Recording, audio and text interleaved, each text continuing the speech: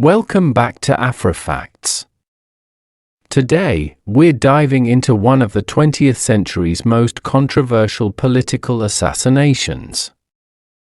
That of Patrice Lumumba, the first democratically elected Prime Minister of the Congo. What led to his tragic end?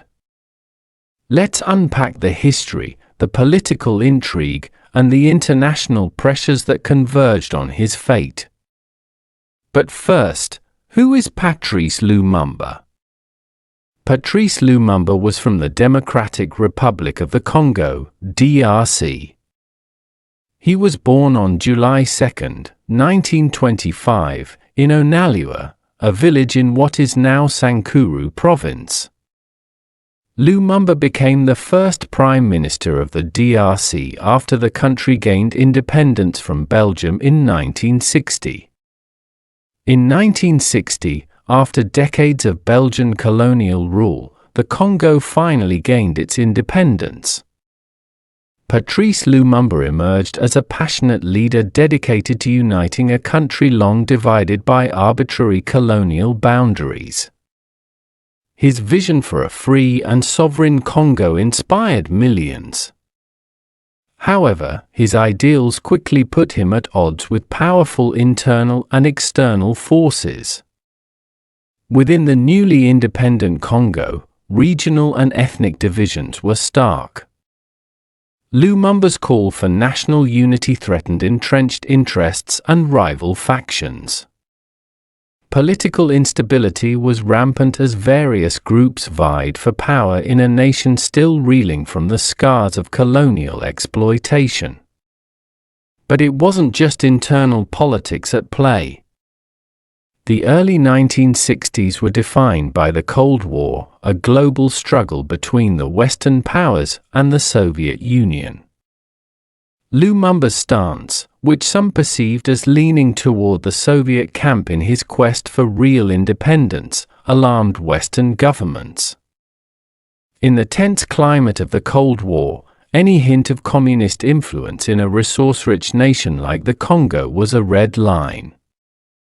Belgium, the former colonial power, had deep economic and political interests in the region. Documents and historical research have indicated that Belgian officials, and even elements within the CIA, were involved in plots to destabilize Lumumba's government. They feared that his policies would lead to a complete withdrawal of Western influence and disrupt lucrative business interests in the region. Now, are you wondering why leaders like General Abdourahmane Chiani of Niger, Peter Obi of Nigeria, Captain Ibrahim Traore of Burkina Faso and Colonel Assimi Goïta of Mali are being constantly attacked? On January 17, 1961, amidst mounting internal conflict and international pressure, Patrice Lumumba was captured, and shortly thereafter, he was executed under mysterious and brutal circumstances. His assassination wasn't the work of a single individual or a simple act of internal dissent, it was the tragic result of a confluence of Cold War paranoia, post-colonial power struggles, and the manipulations of external powers. Today, Patrice Lumumba is remembered as a martyr who stood for the ideals of sovereignty and unity.